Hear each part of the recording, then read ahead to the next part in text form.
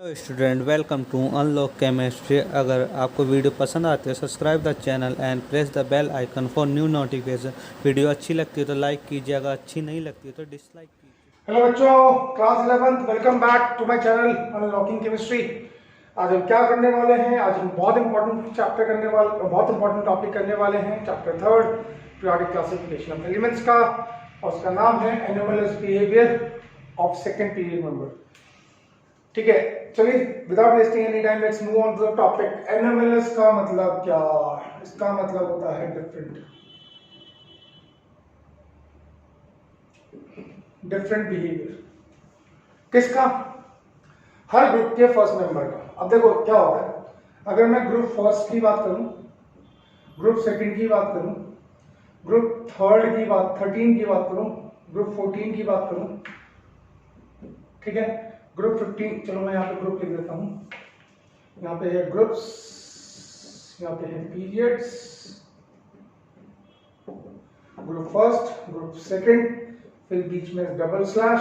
क्यों मारा double slash अभी बता रहा हूं। फिर 13, फिर 14, फिर 15, फिर 16, फिर 17, फिर 18। एनोमलस का मतलब डिफरेंट बिहेवियर। किसका? First member. अब देखो पीरियड यहाँ पे 1 है, ठीक है, फिर 2 है, फिर 3 है, फिर 4 है, फिर 5 है, फिर 6 है। पीरियड 1 में कौन आता है? हाइड्रोजन आता है, और यहाँ पे हीलियम आता है, ठीक है। फिर कौन आता है? Lithium, sodium, potassium, rubidium, caesium, और यहाँ पे फ्रेंशियम।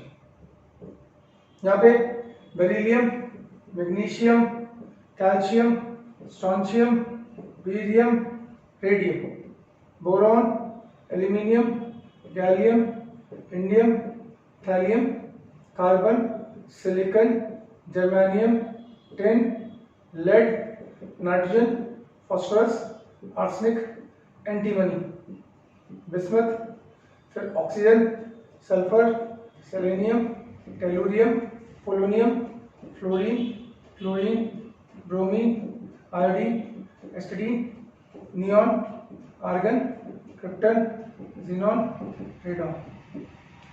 ठीक है बच्चों, तो we are not talking about the period first.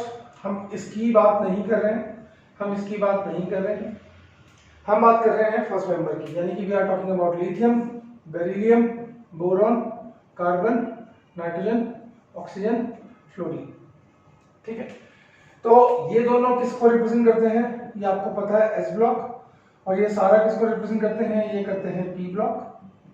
ठीक है, तो एस ब्लॉक और पी ब्लॉक जिनको हम कंबाइन, इनको हम कंबाइनली क्या बोलते हैं? Representative elements.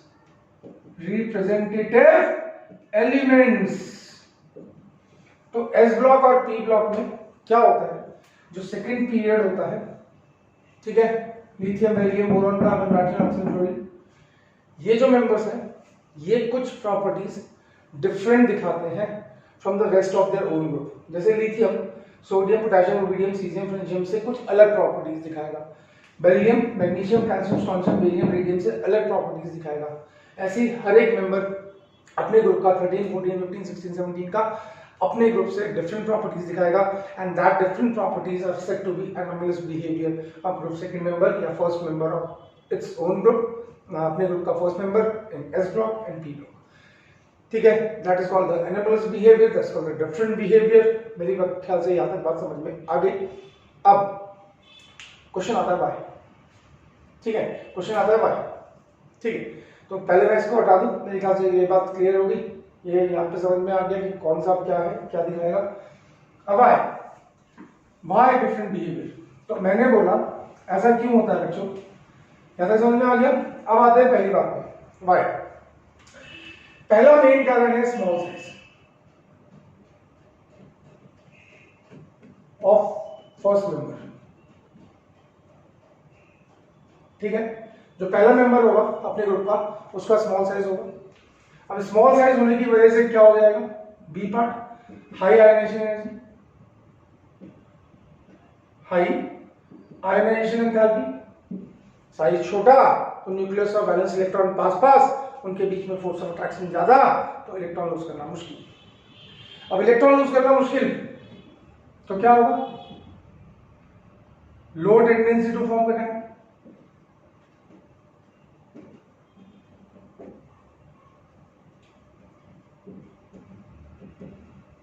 ठीक है, छोटा साइज होने की वजह से क्या हुआ, इसकी वजह से क्या हुआ, ये स्मॉल साइज हमने बोला कि स्मॉल साइज है, एनामलस बिहेवियर क्यों, क्योंकि पहले मेंबर का स्मॉल साइज होता है।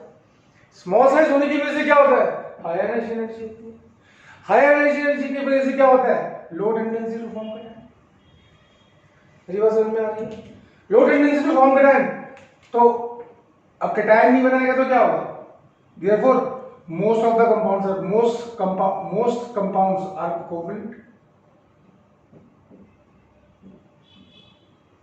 बनेंगे, और कोवलेंट बनेंगे तो इसकी वजह से क्या होगा, लेस सॉल्युबिलिटी इन वाटर।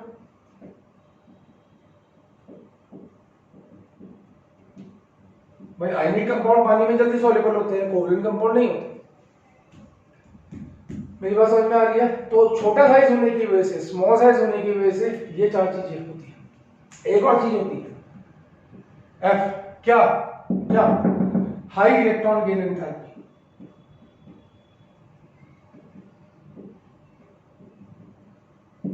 क्या होती है, हाई इलेक्ट्रॉन गेन एंथैल्पी भी होती है। तो ये कुछ प्रॉपर्टीज हैं, ठीक है, स्मॉल साइज होने की वजह से ये सारी प्रॉपर्टीज आ जाएगी। ठीक है, सेकंड कारण, ठीक है, अभी बताते हैं इनको डिटेल में, इंडिविजुअली पढ़ेंगे।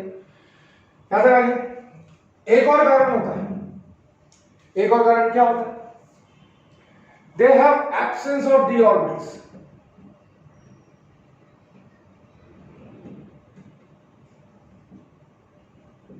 In their electronic configuration.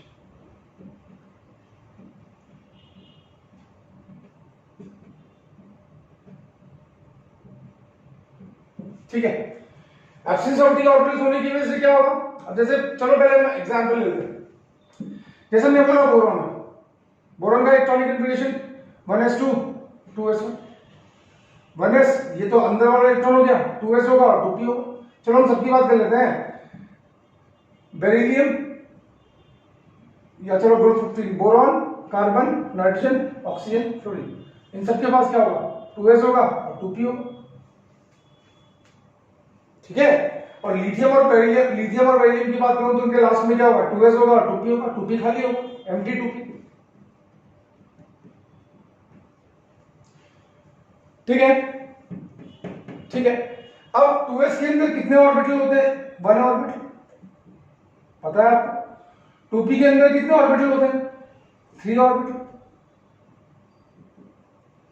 ठीक है, तो टोटल ऑर्बिटल कितने हुए, 4 हो जाएंगे। टोटल ऑर्बिटल कितने होंगे, 4। तो इन सबके पास क्या होता है, 2d नहीं होता, 2s के बाद 2p, 2p के बाद क्या आता है, 3s आता है, 2d तो नहीं आता। तो इनमें से सेकेंड पीरियड मेंबर के पास d ऑर्बिटल नहीं होते उनकी इलेक्ट्रॉनिक कॉन्फ़िगरेशन। ठीक है, तो कितने ऑर्बिटल होते हैं, 4, और 4 ऑर्बिटल होंगे तो मैक्सिमम कोवलेंट बॉन्ड कितने बनेंगे, 4। ठीक है, तो इसकी वजह से ये सब क्या करते हैं, तीसरा, ठीक है, 1s 2s 2p इसको हटा दिया मैंने। अब absence of D orbitals in the electronic configuration, यानी कि only 4 orbitals, therefore they can form only 4 covalent bonds. ठीक है, तो ग्रुप सेकंड मेंबर के पास क्या होता है, 2s और 2p होता है, d ऑर्बिटल नहीं होता। इसके नीचे वालों के पास, सबके पास d ऑर्बिटल होता है, तो 2 और 2p और 2s और 2p होगा, तो यानी कि टोटल मिला के 4 ऑर्बिटल्स होंगे, और 4 ऑर्बिटल्स होंगे तो जब वो बॉन्ड बनाने जाएंगे तो they can maximum form 4 bonds. समझ में आया। अब देखो मैं आपको एग्जांपल से समझाता हूं, यहां तक आगे समझ में। जैसे nitrogen, example, nitrogen form only NCl3, nitrogen बनाता है NCl3, but phosphorus can form PCl5। अब देखो इसमें आएगा डी ऑर्बिटल का यूज। अब आते हैं नाइट्रोजन के इलेक्ट्रॉनिक कॉन्फ़िगरेशन पे, यहां पे होता है हीलियम, यहां पे 2s यहाँ पे 2p। ठीक है, नाइट्रोजन के पास कौन सा ग्रुप का एलिमेंट, नाइट्रोजन ग्रुप 15 का एलिमेंट, 5 वैलेंस इलेक्ट्रॉन्स। हो गया। जब हम फास्फोरस की बात करते हैं, फास्फोरस का एटॉमिक नंबर 15, यहाँ पे आएगा नियॉन 10, यहाँ पे आएगा 3s, यहाँ पे आएगा 3p, और 3p के बाद खाली क्या होगा, 3d। क्वेश्चन है ये, nitrogen can form only NCl3 but phosphorus can form PCl5, why? तो आप बोलोगे absence of d orbital in nitrogen. How? ऊपर लिखिए, नाइट्रोजन के पास भी सेम, फास्फोरस के पास भी सेम वही इलेक्ट्रॉनिक कन्फिगरेशन होगा, 3s में 2 इलेक्ट्रॉन, 3p में 3 इलेक्ट्रॉन। अब देखो क्या होगा, यहाँ पे एक Cl आएगा, दूसरा Cl आएगा, तीसरा Cl आएगा, एक बॉन्ड बनाएगा, 2 बॉन्ड बनाएगा, 3 बॉन्ड बनाएगा, शेयरिंग ऑफ इलेक्ट्रॉन।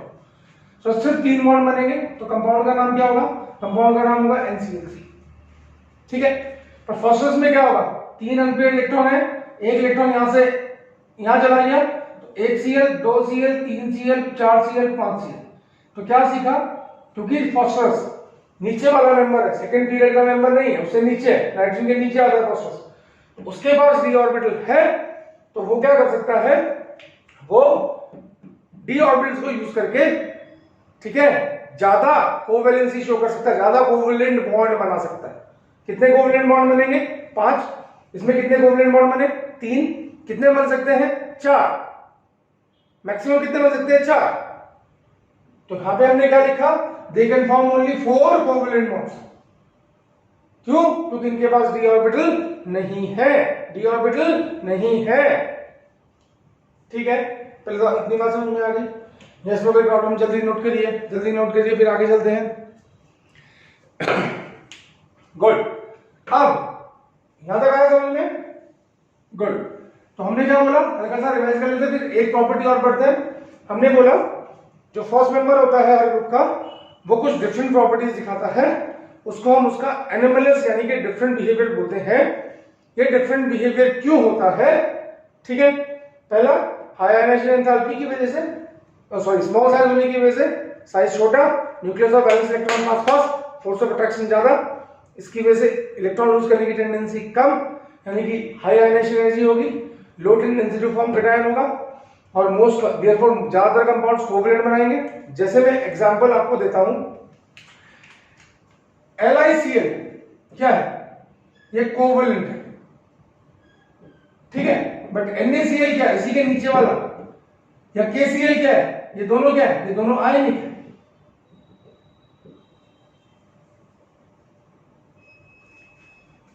ठीक है, सिमिलरली BeCl2 क्या है, ये कोवैलेंट है, बेरिलियम ग्रुप सेकंड का मेंबर, पर इसके नीचे वाले MgCl2, बेरिलियम के नीचे में Mg, ये क्या है, आयनिक है। तो ये पहले मेंबर जो होते हैं, साइज छोटा होने की वजह से क्या करते हैं, हाई आयनाइजेशन एनर्जी की वजह से इलेक्ट्रॉन लूज करने का टेंडेंसी कम होता है, इसलिए वो इलेक्ट्रॉन शेयर करना ज्यादा पसंद करते हैं, इसलिए वो कोवैलेंट कंपाउंड बनाते हैं, और क्योंकि कंपाउंड कोवैलेंट बनते हैं, इसलिए पानी में सॉल्युबल होने की टेंडेंसी कम होती है। समझा? ये हो गया। फिर सेकंड पॉइंट में मैंने बोला कि इनके पास d ऑर्बिटल नहीं होते, और मैंने आपको अभी समझाया d ऑर्बिटल नहीं होंगे तो वो क्या करेंगे, उनके पास टोटल नंबर ऑफ ऑर्बिटल होंगे 4, इसलिए वो मैक्सिमम कोवैलेंट बॉन्ड बना सकते हैं 4, उसी को बोलते हैं उनकी कोवैलेंसी। नीचे वाले मेंबर जो होते हैं, जैसे नाइट्रोजन के नीचे फास्फोरस, ऑक्सीजन के नीचे सल्फर, वो अपने d ऑर्बिटल को यूज करके ज्यादा बॉन्ड बना सकते हैं। ठीक है, समझ में आ गया, यहां तक बात समझ में आई, ठीक है, इसमें कोई प्रॉब्लम, हटाओ। एक और इंपॉर्टेंट प्रॉपर्टी है, मेन प्रॉपर्टीज में बोर्ड पे रहने देता हूं। थर्ड इंपॉर्टेंट प्रॉपर्टी क्या है, एनोमलस बिहेवियर की वजह से और क्या होगा। थर्ड, अब देखो मैं आता हूं, यह है कार्बन, यहां पे नाइट्रोजन, यहां पे ऑक्सीजन, ये छोटा साइज होने की वजह से they can form p multiple bonds. ठीक है, तो तीसरी जो इंपॉर्टेंट प्रॉपर्टी है, मैं इसको पूरा कर देता हूं, हाई टेंडेंसी, जो सेकेंड ग्रुप के मेंबर होते हैं उनकी हाई टेंडेंसी होती है, high tendency of forming p multiple bonds. p multiple bonds का मतलब होता है डबल बॉन्ड, इसका मतलब होता है डबल बॉन्ड और ट्रिपल बॉन्ड। ठीक है, तो इनकी हाई टेंडेंसी है, CNO की हाई टेंडेंसी है मल्टीपल बॉन्ड्स बनाने की, और वो जो मल्टीपल बॉन्ड्स बनेंगे वो p ऑर्बिटल की वजह से बनेंगे, इसलिए हम उनको p मल्टीपल बॉन्डिंग बोलते हैं। अभी आपने केमिकल बॉन्डिंग नाम का चैप्टर नहीं पढ़ा है, इसलिए मैं इसको ज्यादा इलैबोरेट नहीं कर सकता। ठीक है, अब p मल्टीपल बॉन्ड किसके साथ बनेंगे? अब आपने सुना होगा C डबल बॉन्ड C होता है, C ट्रिपल बॉन्ड C होता है, N ट्रिपल बॉन्ड N होता है, साइनाइड में C ट्रिपल बॉन्ड होता है, साइनाइड सुना है हमने, है ना बच्चों? O2 सुना है, कार्बन मोनोऑक्साइड सुना है ना? कार्बन मोनोऑक्साइड में ट्रिपल बॉन्ड होता है।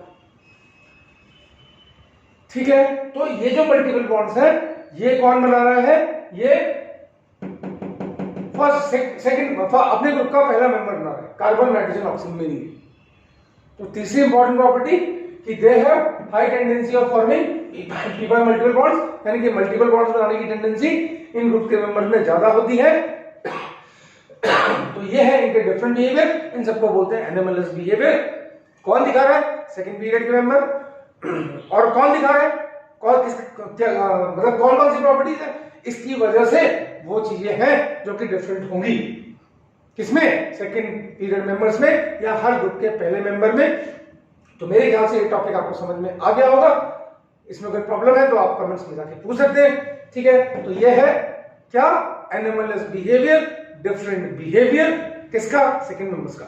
ठीक है, तो थैंक यू सो मच। ये वीडियो यहाँ पे खत्म हो गया। अब आते हैं नेक्स्ट वीडियो पे जिसका नाम है डायगोनल रिलेशनशिप। ठीक है बच्चों, तो मेरे ख्याल से समझ में आ गया होगा। Thank you so much for watching. Comments में लिख के बताएंगे कैसा लगा वीडियो। ठीक है।